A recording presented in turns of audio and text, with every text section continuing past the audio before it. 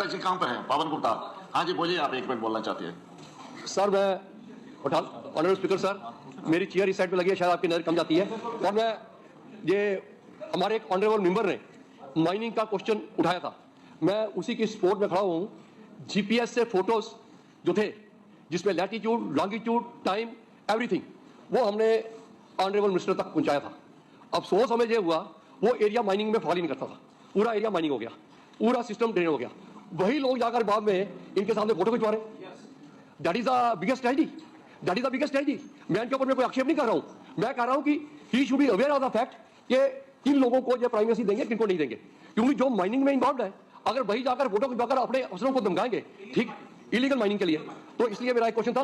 जो इन्होंने यहाँ पे 13 जुलाई की बात कही, महाराजा के विरुद्ध जो विद्रोह हुआ, जिस महाराजा की स्टेट में हम बैठे हैं, जिस महाराजा की स्टेट को हम एंजॉय कर रहे हैं, यहाँ का बैंक महाराजा की देन, यहाँ का फ्लैट चैनल महाराजा की देन, एसपीएम कॉलेज महाराजा की देन, एसएमएचएस हॉस्पिटल महाराजा की देन, इतनी सारी देन देने के बाद उसके विरोध में जो खड़े हुए उनके लिए आप मुझे बताइए, आप मुझे बताइए, आप जवाब दीजिए। आप जब राजद्रोह हुआ है, फोर्सेस ने अपने काम किया है। ये हमारे साथ हुकूमत में थे 2016-17 में, कितनी किलिंग्स हुई, इन्होंने उस वक्त क्यों नहीं आंसू बहाए? उमर साहब जब हुकूमत में थे 110 किलिंग हुई, उस वक्त क्यों नहीं आंसू बहाए? ये किन शहीदों की बात कर रहे हैं? आप तशरीफ रखिए, किन शहीदों की? अच्छा रियाज साहब, रियाज अहमद बेदार साहब बोलिए। ऑनरेबल चेयरमैन साहब, मैं आपका बहुत आभार और बहुत धन्यवाद करना चाहता हूं कि आपने आज इस गवर्नर एड्रेस पे मुझे बोलने का मौका दिया। इसी मौके पर मैं अपनी पार्टी का और अपने जसरोटा कॉन्स्टिट्यूंसी के लोगों का बहुत आभार प्रकट करना चाहता हूं।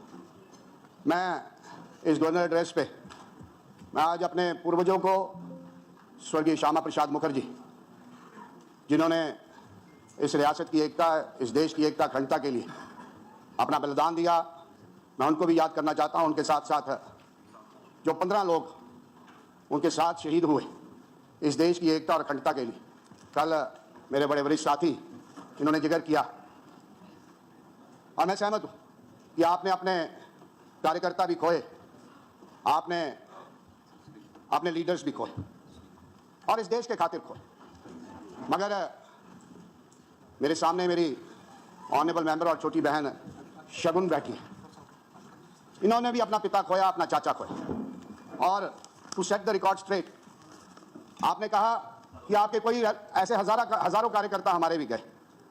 मैं उन लोगों को भी याद करना चाहता हूं, चाहे मेला राम शमसे हो, नानक चंद हो, बसंत चंद हो, जोड़ियां वाले बलदेव जी हो, साईं जी हो, बलराम सिंह जी हो, त्रिलोक सिंह जी हो, कृष्ण लाल जी हो, बाबा रामदास जी हो, बेली राम जी हो, बिहारी लाल और भीषम सिंह जी हो हीरानगर से, शिवा जी हो, देवी शरण जी हो, भगवंत दास जी हो, हमने भी लोग खोए। मगर आज इस गवर्नर एड्रेस के अवसर पर मैं धन्यवाद करना चाहता हूँ आदरणीय प्रधानमंत्री मोदी साहब का, आदरणीय होम मिनिस्टर साहब का, जिन्होंने हम सबको एक मौका दिया और एक इतिहास लिखने का प्रयास किया। आज हम इस असेंबली के सदस्य हैं, मैं पिछली असेंबली का सदस्य भी था, मगर इस असेंबली में आज मैं सदस्य हूं। मैं चुनाव लड़के आया हूं तो हिंदुस्तान के आइन के नीचे और एक झंडे के तले चुनाव लड़के आया हूं, और मैं आज इस असेंबली का सदन का सदस्य बना हूं। मैं उनका आभार प्रकट करता हूं। जब 5 अगस्त 2019 आया, इस रियासत में, इस अस्वाई जम्मू कश्मीर में बड़ी सुखसगाहट थी, बड़ी आवाजें हुई, बड़ा शोर मचा, और शोर इतना तक लोगों ने कहा कि मोदी 100 जन्म ले, मगर 370 नहीं तोड़ सकता, 35 से नहीं तोड़ सकता। मैं आज बताना चाहता हूं, लोगों ने यहां तक कहा खून की नदियां बहेंगी, ब्लड शेड होगा, टोटल टर्मोइल होगा। मैं इस हाउस को बताना चाहता हूं और मुबारकबाद देना चाहता हूं प्रधानमंत्री और होम मिनिस्टर साहब को। 370 भी टूटा और 35A भी टूटी, और एक चिड़ी भी नहीं मरी, कहीं एक बुलेट भी फायर नहीं। मैं इस अवसर पर बहुत सारे दिनों से देख रहा हूं, मैं उस गवर्नमेंट में भी था, कुछ चंद दिनों के लिए हम मंत्री भी रहे। इसी हाउस में एक मुद्दा है, और मुद्दा था जो मैडम ने कहा, कल मैं पढ़ रहा था, कल मैं उनका स्टेटमेंट देख रहा था, बड़ा हाय हल्ला हो रहा था, निर्मला सीतारमण का बात हो रही थी, तब मैं सरकार में थी, हमने ये किया। पर मैं एक वाकई स्पीकर साहब आप उस वक्त नहीं थे, आपके माध्यम से शेयर करना चाहता हूं। कुछ नए मेंबर हैं, कुछ पुराने मेंबर हैं।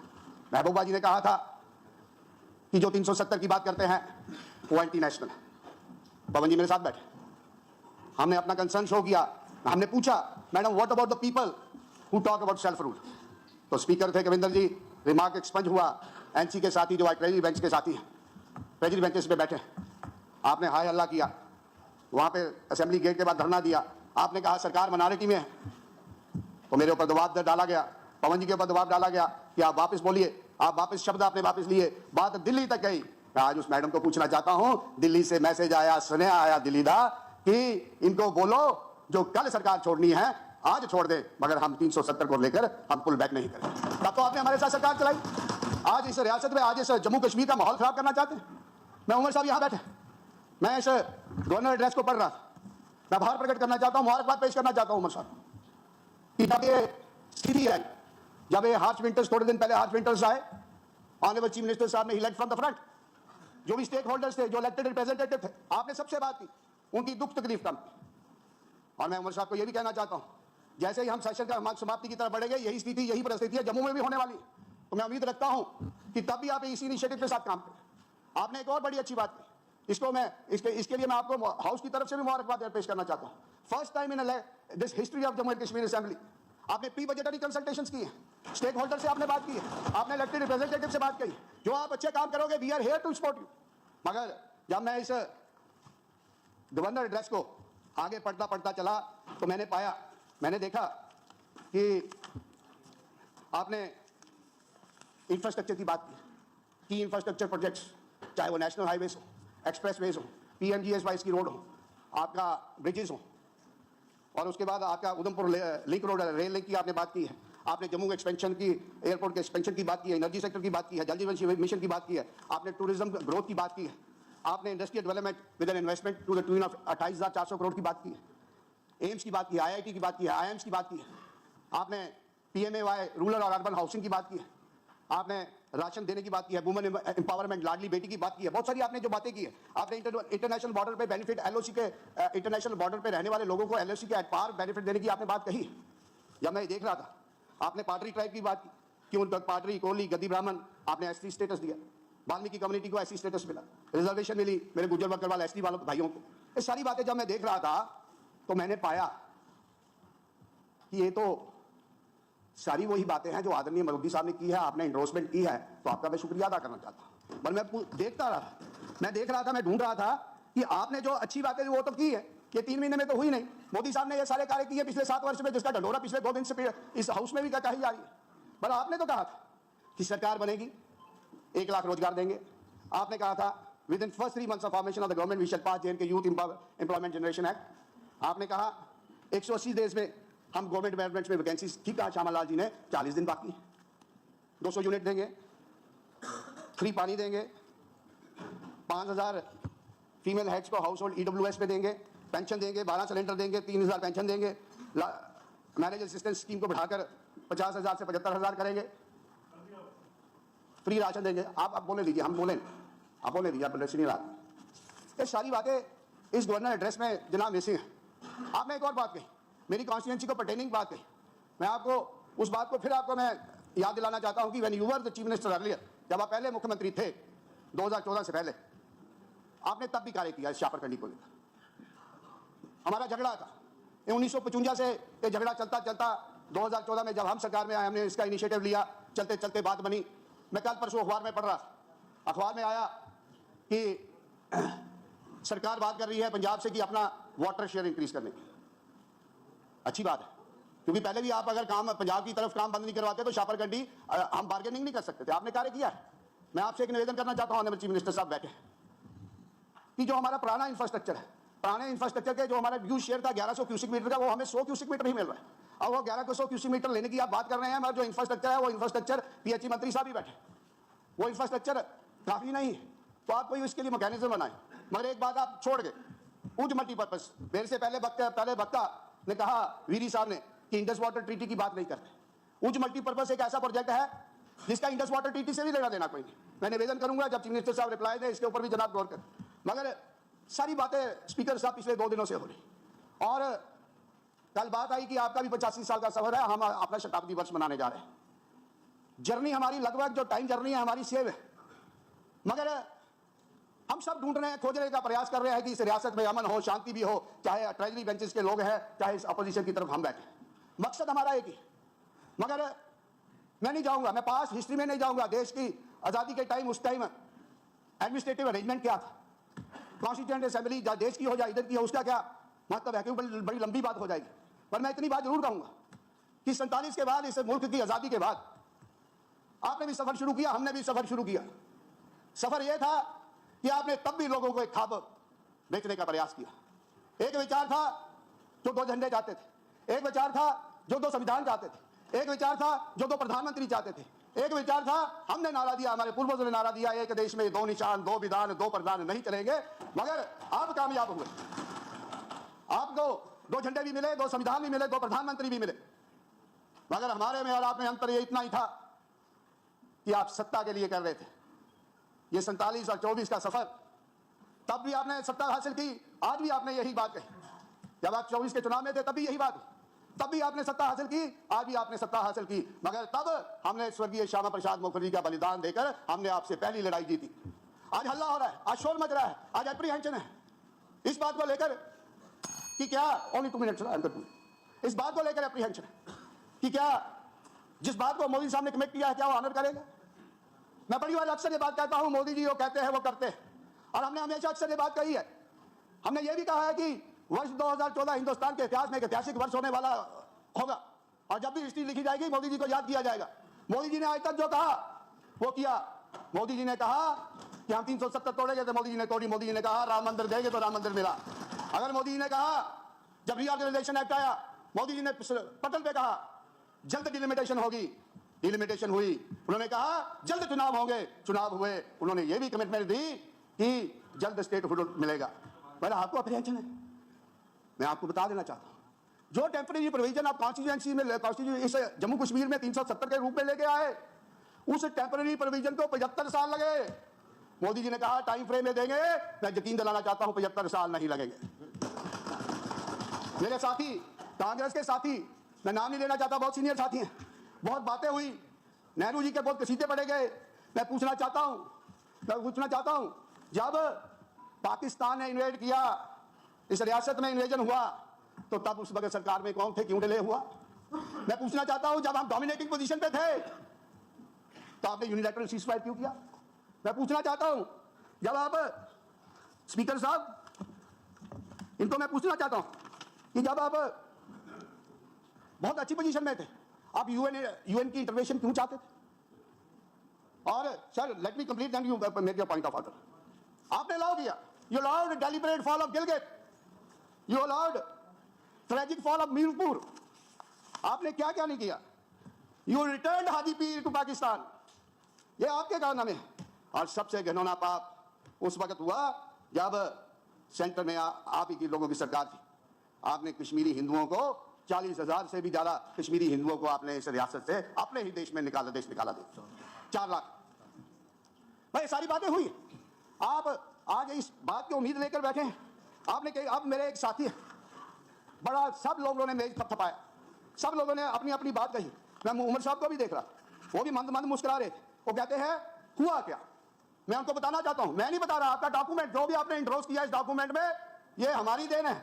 370 टूटने के बाद मैं आपको बताता हूं, आपने मेरे गुज्जर बकरवाल साथी, मैं कई बार मेरे को शर्म ही नहीं है इस हाउस में कहने, मैंने कई बार कहता हूं, अपने भाषण में कहता हूं, मैं जिस एनसी पीडीपी कांग्रेस को आपने 70 साल वोट दिया, उन्होंने आपको पॉलिटिकल रिजर्वेशन नहीं दी। अगर किसी ने पॉलिटिकल रिजर्वेशन दी तो आदरणीय नरेंद्र भाई मोदी ने। ऐसे कई कार्य हुए हैं इस कार्यकाल में। मैं 2 ही मिनट लूंगा स्पीकर साहब। Sir 2 minute sir, 2 minute. I am third speaker from BJP sir. मेरे को दलित लोगों को अपने अधिकार मिले, 60,000 बेस्ट पाकिस्तानी रिफ्यूजियों को अपने राइट्स मिले, गोरखास को अपने राइट्स मिले, मिनॉरिटी कमीशन फॉर्म हुआ, बैकवर्ड कमीशन फॉर्म हुआ। फर्स्ट टाइम इस रियासत में, इस जम्मू कश्मीर में ओबीसी कम्युनिटी की आइडेंटिफिकेशन हुई। पीओजे के डिस्प्लेस कम्युनिटी के जो लोग रेस्ट ऑफ इंडिया में रहते हैं 70 साल के बाद उनको अपने हक मिले। जो हिंदू मुस्लिम किसी भी जात से, किसी भी बिरादरी से, किसी भी धर्म से हमारी बहन कहीं ब्याह के कहीं और चले जाती है, उसको राइट, उसको अधिकार मिले। बाकी वाल्मीकि समाज को अधिकार मिले। District development council 73rd 74th में अमेंडमेंट यहां लागू हुई। ऐसे 890 provisions related to the welfare of the people of Jammu and Kashmir जो हिंदुस्तान के थे वो आए। इंडियन पैनल कोड आया, पर्सनल डिसेबिलिटी एक्ट आया। इसके साथ साथ आपका national council for teachers act बना, आपका national commission for safai karamchari act बना, schedule caste and schedule tribe prevention atrocity act बना, विसल ब्लोअर एक्ट बना, नेशनल कमीशन फॉर माइनॉरिटीज का एक्ट बना। ऐसे अनेक काम इस सरकार ने किए हैं और आपने भी इसमें कहा, आपने कहा हमने SC ST OBC रिजर्वेशन दी। कहूंगा उमर साहब को, सरकार को, आप भी चुनकर आए हैं, हम भी चुनकर आए, जो भी जितनी जिम्मेवारी आपकी है उससे ज्यादा जिम्मेदारी हमारी, हम भी लोगों में जवाब दें। आप पॉजिटिव तरीके से चलिए, हम आपके साथ हैं। जो भी समर्थन एक कंस्ट्रक्टिव अपोजिशन का हम रोल अदा करने के लिए आए हैं। इस रियासत में अमन हो, इस रियासत में शांति हो, इस रियासत में भाईचारा हो, इस रियासत में पीस हो, प्रोग्रेस हो, प्रॉस्पेरिटी हो, ये हमारी भी एक कमिटमेंट है। बहुत बहुत शुक्रिया। सुरजीत सिंह सलाचा जी। ऑनरेबल स्पीकर सर, मैं आपका बेहद शुक्रगुजार हूँ कि आपने मुझे गवर्नर एड्रेस पर बोलने का मौका फराहम किया। बड़ी देर के बाद, तकरीबन 7 वर्ष के बाद, हम सब लोगों ने चुन के यहाँ भेजा है कि लोगों की मुश्किलात और जो परेशानियां हैं उसको कैसे दूर किया जाए और अपनी बात यहाँ रखी जाए। उसी के संदर्भ में मैं रियासत के मुख्यमंत्री जनाब उमर अब्दुल्ला साहब को इस बात की बधाई देता हूं कि इन्होंने पहल की है, जो कि गवर्नर एड्रेस के अंदर भी मेंशन हुआ है कि हर डिस्ट्रिक्ट में ऑनरेबल MLAs की बात को सुना और उसका हर एक MLAs की क्या प्रायोरिटीज हैं, क्या क्या प्रायोरिटीज हैं, उनको उजागर करने का काम बजरिया MLA इन्होंने पूछा। मेरे ख्याल में मुझे भी काफ़ी वर्ष हो गए असेंबली में और सरकार में भी रहा हूँ। ये पहला मौका है कि चीफ मिनिस्टर की नीड पर कोई शक नहीं किया जा सकता और हम बड़ी जल्दबाजी में इस बात के लिए हैं कि 4 महीने के अंदर कोई तूफान आ जाएगा, मुश्किल सी बात है। आपका घर अगर 7 साल से बंद हो, उसकी सफाई करनी हो, तो फिर अगर आप वहां पे बैठने का काम भी 4 महीने पूरा नहीं कर सकते। तो इसलिए सरकार की रेटिंग लाना कि अभी इस समय ये कह देना कि वजीर और ये इनकी अभी तो पूरी पकड़ ही ब्यूरोक्रेसी पे नहीं है, तो अभी वक्त लगेगा। हमें उम्मीद है कि जो इन्होंने बातें कही हैं उनको पूरा करने का प्रयास करेंगे। जनाब आला, किताब देखने में बड़ी खूबसूरत है। मेरे दोस्त शाहलाल शर्मा जी ने दोनों ये जो एड्रेस गवर्नर्स के थे उनका आपस में मेल किया कि पहले में 40 पॉइंट थे, इसमें 71 है। देखने को तो खूबसूरत है लेकिन बीच में कुछ दिखता नहीं है। जो दिखा है वो सारी इसकी सारी सेंट्रल स्पॉन्सर स्कीम्स हैं। ऑनरेबल स्पीकर साहब, मैं आपके माध्यम से यह कहना चाहता हूं कि ये किताब जब बनती है तो कैबिनेट के कोलीग्स और चीफ मिनिस्टर के जो भी दायरे इख्तियार में ऑफिसर्स हैं वो बनाते हैं और इस किताब में सारा कुछ नहीं आ जाएगा कि फंड्स कितने एलोकेशन है, क्या क्या है। ये इंडिकेट है, एक निशानी, एक पॉइंट्स हैं, उस पॉइंट्स के ऊपर बात होगी। सबसे पहले ये जो किताब यहाँ बनाई गई है इसमें बड़े काफ़ी पॉइंट्स हैं। मैं इसी किताब के इर्द गिर्द ही जो आपने मेमोरेंडम जो बना है हमारा गवर्नर एड्रेस, इसी पे बात करूँगा। यहाँ तलखियाँ हुई, यहाँ बहुत सी बातें हुई। हमें स्पेसिफिक जो सब्जेक्ट है उसी पे बात करनी चाहिए। कोई कहेगा कि हमने ये किया, उस वक्त में वो हुआ, ये प्रोवोकेट मत करिए हाउस को। किसने क्या किया वो चला गया, जो आप करने वाले हो उसकी तरफ देखिए। क्योंकि अगर हम हर चीज को पुराने 1947 से लेकर उजागर करने की कोशिश करते रहेंगे तो कोई एंड नहीं होगा। वक्त वक्त में गलतियां हुई, किससे हुई, कौन जिम्मेदार है वो लोग जाने। लेकिन अभी आज हमें यह देखना है कि जो जिम्मेदारी लोगों ने आपको दी है क्या हम निभा रहे हैं या नहीं निभा रहे। पार्टियों के अपने मंशूर है, भारतीय जनता पार्टी का अपना, आपका अपना होगा। लेकिन किसी को तंग करना कि भारतीय जनता पार्टी कुछ नहीं कर रही है, या भारतीय जनता पार्टी ने, हमारे दोस्त भाई हैं उन्होंने कुछ इशारे यहाँ किए क्योंकि उनको माफ करना चाहिए, बुजुर्ग हो गए, तो इसलिए उन पर मैं कोई बात टिप्पणी नहीं करूंगा। क्योंकि हमें कितने मिनट हो गए अभी तो कुछ नहीं हुआ। जनाब आला, कुछ साथियों ने यहां बड़ा जिक्र किया है और बड़ी मजाक से कविता पढ़ी है। मैं आज इस हाउस में यह कहना चाहता हूं, 5 अगस्त 2019 को जो 370 और 35 ये हटा है, जम्मू कश्मीर की तकदीर और तस्वीर बदली है, ये मैं आपको कहना चाहता हूं। जनरल साहब, 1972 में रेल आई, और लोगों को यह मालूम हुआ कि ये जम्मू तक रहेगी और जम्मू तक रही। 50 साल के बाद ये नरेंद्र भाई मोदी का कमाल है कि जिन्होंने कश्मीर तक पहुंचाई। ये बात को मानना चाहिए। ये है सबका साथ, सबका विकास, सबका विश्वास। मैं आपसे ये कहना चाहता हूं कि जम्मू में, कश्मीर के अंदर एम्स का बनना, IIM आना, IIT आना, यहाँ पे यूनिवर्सिटी का बनना, यहाँ पे आपकी रोड कनेक्टिविटी का बनना, नेशनल हाईवेज का बनना, रिंग रोड का बनना, टनल का बनना, कश्मीर से लद्दाख को जोड़ने का काम अगर किसी ने किया है तो नरेंद्र भाई मोदी जी ने किया। इसको बात को मानना चाहिए। प्लीज इसे करी जो मैं सेंटर स्पीच का सवाल इस बात का है कि यहाँ पे इस किताब में जिक्र हुआ है, इस किताब में जो जिक्र किया गया है कि मीटरिंग की बात की गई है कि 100% मीटरिंग के हक में हम भी हैं। मैं वज़ीर आला का तवज्जो यहाँ पे चाहता हूँ कि अगर 100% मीटरिंग के लिए हम इसके खिलाफ नहीं, ये होनी चाहिए, लेकिन जो एक बल्ब या 2 बल्ब का इस्तेमाल करता है उसका लाखों रुपए का पेंडिंग जो पैसा है देने वाला, उसको एक दफा MST लाके खत्म किया जाए ताकि लोगों को राहत मिल सके। दूसरी बात सर, सबसे बड़ा मेन इशू रियासत जम्मू कश्मीर में है सर, जिसका जिक्र यहाँ इस किताब में नहीं किया गया है, वो ये है राशन कार्ड का इशू, जो आज ना डिलीशन हो सकती है ना मेरा राशन कार्ड बन रहे हैं। तो मेरी CAPD मिनिस्टर से ये दरख्वास्त होगी कि मेहरबानी करके इसके अंदर जल्द से जल्द कार्रवाई करें ताकि लोगों को इसकी राहत जो है वो मिल सके।